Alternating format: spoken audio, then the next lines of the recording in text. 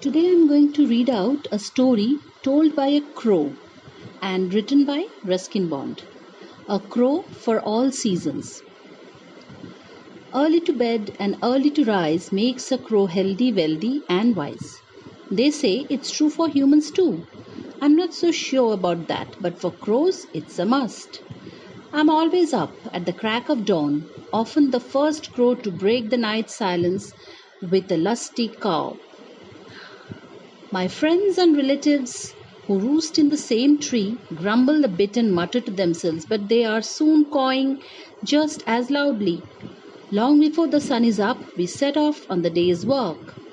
We do not pause even for the morning wash. Later in the day, if it's too hot and muggy, I might take a dip in some human's bath water, but early in the morning we like to be up and about before everyone else. This is the time when trash cans and refuse dumps are overflowing with goodies, and we like to sift through them before the dustmen arrive in their disposal trucks. Not that we are afraid of a feminine refuse. As human beings multiply, so does their rubbish. Only yesterday I rescued an old typewriter ribbon from the dustbin just before it was emptied. What a waste that would have been! I had no use for it myself, but I gave it to one of my cousins who got married recently, and she tells me it's just right for her nest, the one she has been building on a telegraph pole. It helps her bind the twigs together, she says. My own preference is for toothbrushes. They are just a hobby really, like stamp collecting with humans. I have a small but select collection which I keep in a hole in the garden wall. Don't ask me how many I have got. Crows don't believe there is any point in counting beyond two, but I know there is more than one. That there is a whole lot of them, in fact, because there isn't anyone living on this road who hasn't lost a toothbrush to me at some time or other.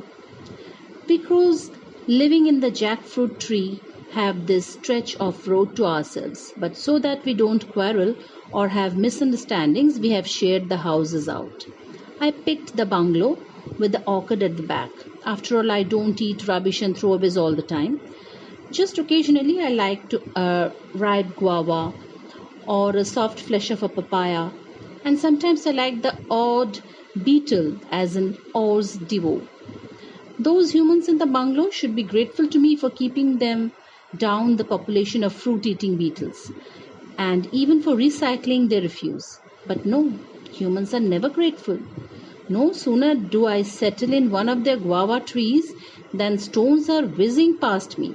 So I return to the dustbin on the back veranda steps. They don't mind by my being there. One of my cousins shared the bungalow with me, but he is a lazy fellow and I have to do most of the foraging. Sometimes I get him to lend me a claw, but most of the time he is preening his feathers and trying to look handsome for a pretty young thing who lives in the banyan tree at the next turning. When he is in the mood, he can be invaluable, as he proved recently when I was having some difficulty getting at the dog's food on the veranda. This dog, who is fussed over so much by the humans I have adopted, is a great big fellow, a mastiff who pretends to a pedigree going back to the time of Chinggis Khan. He likes to pretend one of his ancestors was the great Khan's watchdog. But as often happens in famous families, animal or human, there is a falling off in quality over a period of time. And this huge fellow, Tiger they call him, is a case in point. All brawn and no brain. Many is the time I have removed a juicy bone from his plate or helped myself to pickings from under his nose. But of late he has been growing canny and selfish. He doesn't like to share anymore. And the other day I was almost in his jaws when he took a sudden lunge at me. Snap went his great teeth, but all he got was one of my tail feathers. He spat it out in disgust. Who wants crow's meat anyway? All the same, I thought I would be better not to careless.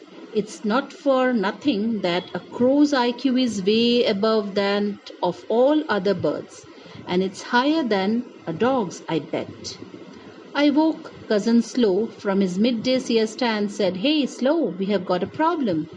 If you want any of that delicious tripe today, you have got to lend me a claw or a beak. That dog's getting snappier day by day." Slow opened one eye and said, "Well, if you insist. But you know how I hate getting into a scuffle. It's bad for the gloss on my feathers." "I don't insist," I said politely, "but I'm not foraging for both of us today.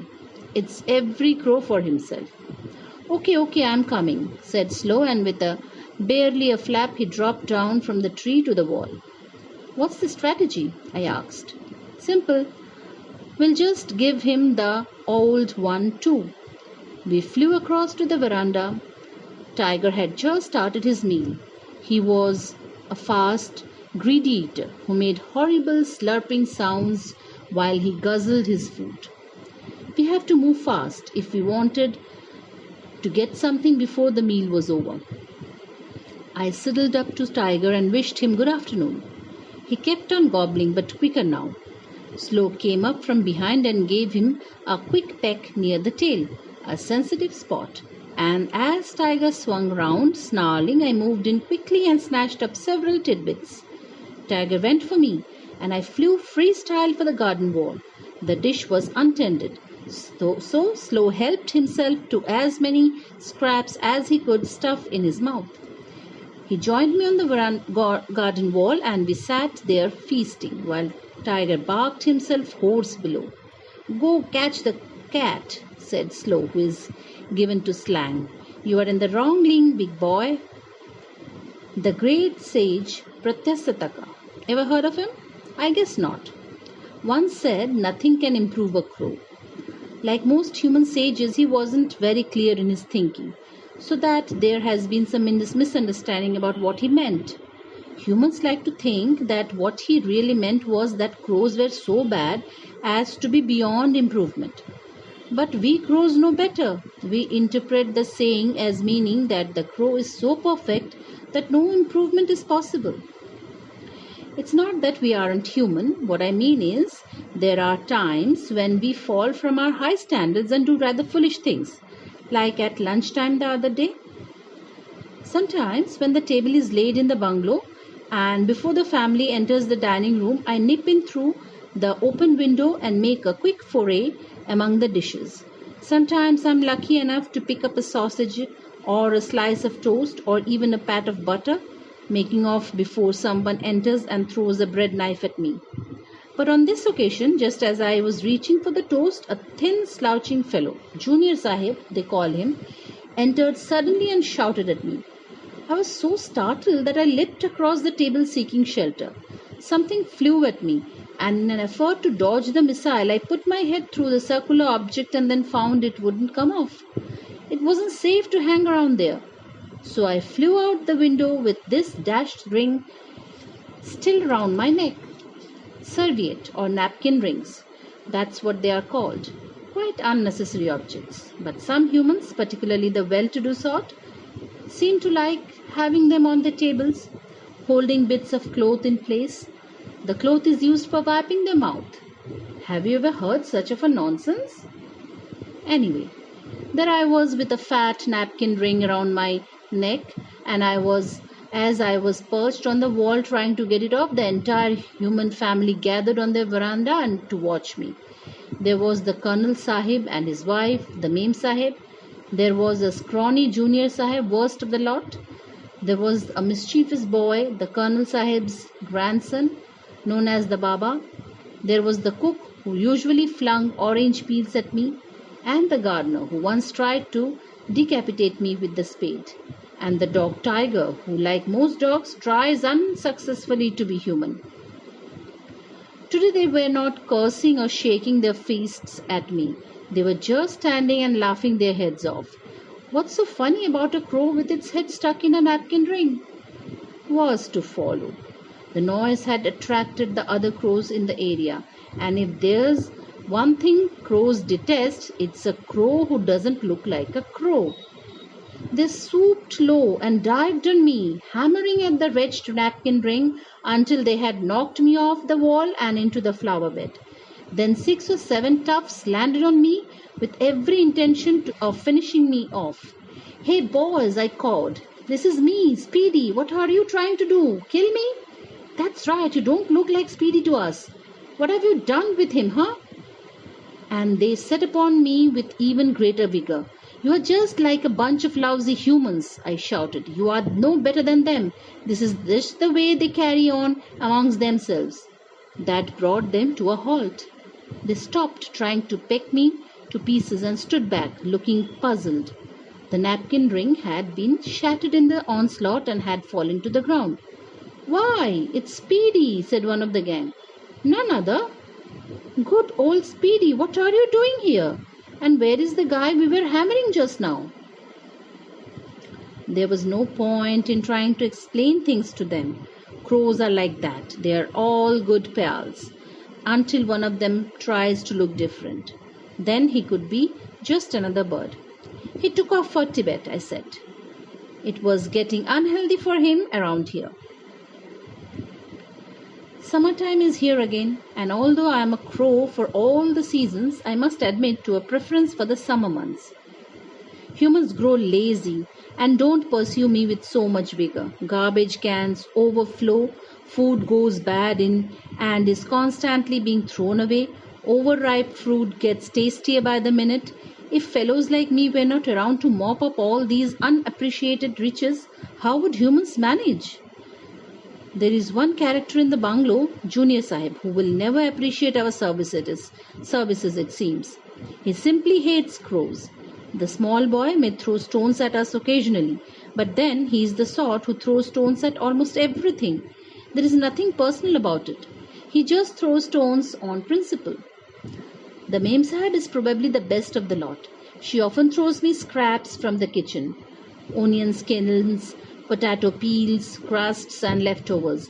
And even when I nip in and make off with something not meant for me, like a jam tart or a cheese pakoda, she is quite sporting about it. The Junior Sahib looks outraged, but the lady of the house says, "Well, we have all got to make a living somehow, and that's how crows make theirs. It's high time you thought of earning a living." Junior Sahib's her nephew, that's his occupation. He has never been to work. The Colonel Sahib has a sense of humor, but it's often directed at me. He thinks I am a comedian. He discovered I had been making off with the occasional egg from the egg basket on the veranda, and one day, without my knowledge, he made a substitution. Right on top of the pile, I found a smooth round egg, and before anyone could shout crow, I had made off with it. It was abnormally light. I put it down on the lawn and set about cracking it with my strong beak. But it would keep slipping away or bounding off into the bushes. Finally, I got it between my feet and gave it a good hard whack. It burst open, and to my utter astonishment, there was nothing inside. I looked up and saw the old man standing on the veranda, doubled up with laughter. "What are you laughing at?" asked the Mem Sahib, coming out to see what it was all about. "It's that ridiculous crow," guffawed the colonel, pointing at me. "You know, he has been stealing our eggs. Well, I placed a ping-pong ball on top of the pile, and he fell for it. He has been struggling with that ball for 20 minutes. That will teach him a lesson." It did, but I had my revenge later when I pinched a brand new toothbrush from Colonel's bathroom. The Junior Sahib has no sense of humor at all. He idles about the house and grounds all day, whistling or singing to himself. "Even that crow sings better than Uncle," said the boy. A truthful boy, but all he got for his honesty was a whack on the head from his uncle. Anyway, as a gesture of appreciation, I perched on the garden wall and gave the family a rendering of my favorite crow song, which is my own composition. Here it is, translated for your benefit. "Oh, for the life of a crow, a bird who is in the know. Although we are cursed, we are never dispersed. We are always on the go. I know I am a bit of a rogue, but there is no one as sleek or as neat with his beak. So they are putting my picture in vogue. Oh, for the life of a crow, I reap what I never sow. They call me a thief. Pray I'll soon come to grief. But there is no getting rid of a crow. I gave it everything I had.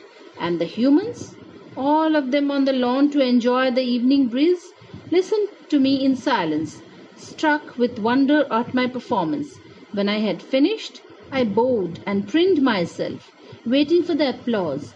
They stared at each other for a few seconds. Then the junior sahib stooped, picked up a bottle opener, and flung at me. Well, I ask you, what can one say about humans? I do my best to defend them from all kinds of criticism, and this is what I get for my pains. Anyway, I picked up the bottle opener and added it to my collection of odds and ends. It was getting dark, and soon everyone was struggling around, looking for another bottle opener. Junior Sahib's popularity was even lower than mine. One day, Junior Sahib came home carrying a heavy shotgun. He pointed it at me a few times and I dived for cover. But he didn't fire. Probably I was out of range. He's only threatening you, said Slow from the safety of the jamun tree, where he sat in the shadows. He probably doesn't know how to fire the thing. But I wasn't taking any chances. I had seen a sly look on Junior Sahib's face, and I decided that he was trying to make me careless, so I stayed well out of range. Then one more evening, I received a visit from my cousin, Charm. He had come to me for a loan. He wanted some new bottle tops for his collection and had brought me a moldy old toothbrush to offer in exchange. Charm landed on the garden wall, toothbrush in his beak, and was waiting for me to join him there when there was a flash and a tremendous bang. Charm was sent several feet into the air and landed limp and dead in a flower bed. I've got him, shouted Junior Sahib. I have shot that blasted crow. Throwing away the gun, Junior Sahib ran out into the garden, overcome with joy. He picked up my fallen relative and began running around the bungalow with his trophy. The rest of the family had collected on the veranda. Drop that thing at once, called the Mem Sahib. Uncle is doing a war dance, observed the boy. It's unlucky to shoot a crow, said the colonel. I thought it was time to take a hand in the proceedings and let everyone know that the right crow, the one and only Speedy, was alive and kicking. So I swooped down the jackfruit tree, dived through Junior Sahib's window and emerged with one of his socks. Triumphantly flaunting his dead crow, Junior Sahib came dancing up the garden path, then stopped dead when he saw me perched on the windowsill, a sock in my beak. His jaw fell, his eyes bulged. He looked like the owl in the banyan tree. You shot the wrong crow, shouted the colonel, and everyone roared with laughter. Before Junior Sahib could recover from the shock, I took off in a leisurely fashion and joined Slow on the wall. Junior Sahib came rushing out with the gun, but by now it was too dark to see anything, and I heard the Mem Sahib telling the colonel, "You would better take that gun away from before he does himself a mischief." So the colonel took Junior Sahib indoors and gave him a brandy. I composed a new song for Junior Sahib's benefit and sang it to him outside his window early next morning. I understand you want a crow to poison, shoot or smother. I found my fond salams, but by your leave, I'll substitute another. Allow me then to introduce my most respected brother.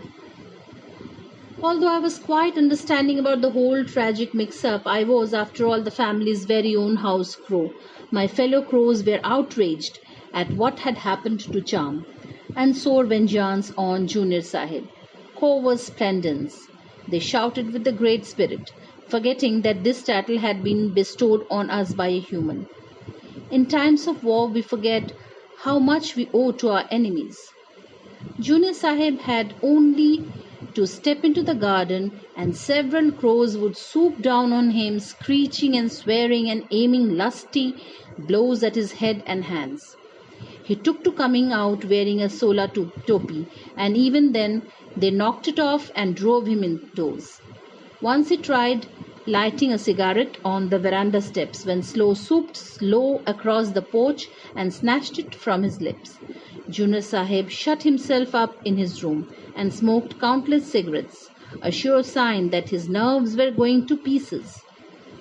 Every now and then the Mem Sahib would come out and shoo us off, and because she wasn't an enemy, we were obliged by retreating to the garden wall. After all, Slow and I depended on her for much of our board, if not for the lodging. But Junior Sahib had only to show his face outside the house, and all the crows in the area would after him like avenging furies. "It doesn't look as though they are going to forgive you," said Mem Sahib. "Elephants can't never forget and crows never forgive," said the colonel. "Would you like to borrow my catapult, uncle?" asked the boy. "Just for self-protection, you know." "Shut up," said Junior Sahib and went to bed. One day he sneaked out of the back door and dashed across to the garage. A little later, the family's old car, seldom used, came out of the garage with Junior Sahib at the wheel. He had decided that if he couldn't take a walk in safety, he would go for a drive. All the windows were up. No sooner had the car turned into the driveway than about a dozen crows dived down on it, crowding the bonnet and flapping in front of the windscreen. Junior Sahib couldn't see a thing. He swung the steering wheel left, right, and center, and the car went off the driveway, ripped through the hedge, crushed a bed of sweet peas, and came to a stop against the trunk of a mango tree. Junior Sahib sat there, afraid to open the door. The family had to come out of the house and rescue him. "Are you all right?" asked the colonel. "I have bruised my knees," said Junior Sahib. "Never mind your knees. What about my sweet peas?" said the Mem Sahib, gazing around at the ruin of a garden. "I think your uncle is going to have a nervous breakdown," I heard the colonel saying to the boy. "What's that?" asked the boy. "Is it the same as the car having a breakdown?" "Well, not exactly, but you could call it a mind breaking down." Junior Sahib had been refusing to leave his room or take his meals. The family was worried about him. I was worried too. Believe it or not, we crows are among the very few birds who sincerely desire the preservation of the human species. "He needs a change," said the Mem Sahib. "A rest cure," said Colonel sarcastically. "A rest from doing nothing." "Send him to Switzerland," suggested the boy. "We can't afford that, but we can take up to a hill station." The nearest hill station was some 50 miles as the human drives, only 10 as the crow flies. Many people went up there during the summer months. It wasn't fancied much by crows. For one thing, it was a tidy sort of place, and people lived in houses that were set fairly far apart. Opportunities for scavenging were limited. Also, it was rather cold and the trees were inconvenient and uncomfortable. A friend of mine who had spent a night in a pine tree said he hadn't been able to sleep because of the prickly pine needles and the wind howling through the branches. "Let's all go up for a holiday," said the Mem Sahib. "We can spend a week in the boarding house. All of us need a change." A few days later, the house was locked, and the family piled into the old car and drove off to the hills. I had the grounds to myself. The dog had gone too, and the gardener spent all day dozing in his hammock. There was no one around to trouble me. "We have got the whole place to ourselves," I told Slow. "Yes, but what good is that? With everyone gone, there are no throwaways, giveaways, or takeaways. We'll have to try the house next door and be driven off by other crows. That's not our territory, you know. We can go across to help them or to ask for their help, but we are not supposed to take their prickings. It just isn't cricket, old boy." We could have tried the bazaar or the railway station, where there is always a lot of rubbish to be found. But there is also a lot of competition in those places. The station crows are gangsters. The bazaar crows are bullies. Slow and I had grown soft. We had been no match for the bad boys. "I have just realized how much we depend on humans," I said. "We could go back to the living in the jungle," said Slow. No, that would be too much like hard work. We would be living on the wild fruits most of the time. Besides, the jungle crows won't have anything to do with us now. Ever since we took up with the humans, we became the outcasts of the bird world. That means we are almost human? You might say we have all their vices and none of their virtues. Just a different set of values, old boy. Like eating hens, eggs instead of crows' eggs. That's something in their favor. And while we are hanging around here waiting for the mangoes to fall, I am off to locate our humans. Slow's beak fell upon. He looked like, well, a hungry crow. Don't tell me you are going to follow them up to the hill station. You don't even know where they are staying. I'll soon find out, I said, and took off for the hills. You would be surprised at how simple it is to be a good detective, if only you put your mind into it. Of course, if Ellery Queen had been able to fly, he wouldn't have required 15 chapters and his father's assistance to crack a case. Swooping low over the hill station, it wasn't long before I spotted my human's old car. It was parked outside a boarding house called Climber's Rest. I hadn't seen anyone climbing, but dozing in an armchair in the garden was my favorite human. I perched on top of a colorful umbrella and waited for Junior Sahib to wake up. I decided it would be rather inconsiderate of me to disturb his sleep. So I waited patiently on the brolly, looking at him with one eye and keeping an eye on the house. He stirred uneasily as though he had suddenly had a dream. A bad dream? Then he opened his eyes. I must have been the first thing he saw. Good morning, I cawed in a friendly tone, always ready to forgive and forget. That's Speedy. He leapt out of the armchair and ran into the house, hollering at the top of his voice. I suppose he hadn't been able to contain his delight at the seeing me again. Humans can be funny that way. They'll hate you one day and love you the next. Well, Junior Sahib ran all over the boarding house screaming, "It's that crow! It's that crow! He is following me everywhere!" Various people, including the family, ran outside to see what the commotion was about, and I thought it would be better to make myself scarce. So I flew to the top of a spruce tree and stayed very still and quiet. "Crow? What crow?" said the colonel. "Our crow," cried Junior Sahib. "The one that persecutes me. I was dreaming of it just now, and when I opened my eyes, there it was on the garden umbrella." "There is nothing there now," said the Mem Sahibs. "You probably hadn't been woken up completely." "He's having illusions again," said the boy. "Delusions," corrected the colonel. "Now look here," said the Mem Sahib. "You will have to pull yourself together. You will have to take leave of your senses if you don't." "I tell you it's here," sobbed Junior Sahib. "It's following me everywhere." "It's grown fond of Uncle," said the boy, "and it seems Uncle can't live without crows." Junior Sahib looked up with a wild glint in his eye. "That's it," he cried. "I can't live without them. That's the answer to my problem. I don't hate crows. I love them." Everyone stood around goggling at Junior Sahib. "I'm feeling fine now," he carried on. "What's the difference it makes if you can just do the opposite of what you have been doing before? I thought I hated crows, but all the time I really loved them." And flapping his arms and trying to caw like a crow, he went prancing about the garden. "Now he thinks he's a crow," said the boy. "Is he still having delusions?" "That's right," said the Mem Sahib. "Delusions of grandeur." After that, the family decided that there was no point in staying on in the hill station any longer. Junior Sahib had completed his rest cure, and even if he was the only one who believed himself cured, that was all right, because after all, he was the only one who mattered. If you are feeling fine, can there be anything wrong with you? No sooner was everyone back in the bungalow than Junior Sahib took to hopping barefoot on the grass early every morning, all the time scattering food around the crows. Bread, chapatis, cooked rice, curried eggplants, the Mem Sahib's homemade toffee, you name it, we got it. Slow and I were the first to help ourselves to these dawn offerings, and soon the other crows had joined us on the lawn. We didn't mind. Junior Sahib brought enough for everyone.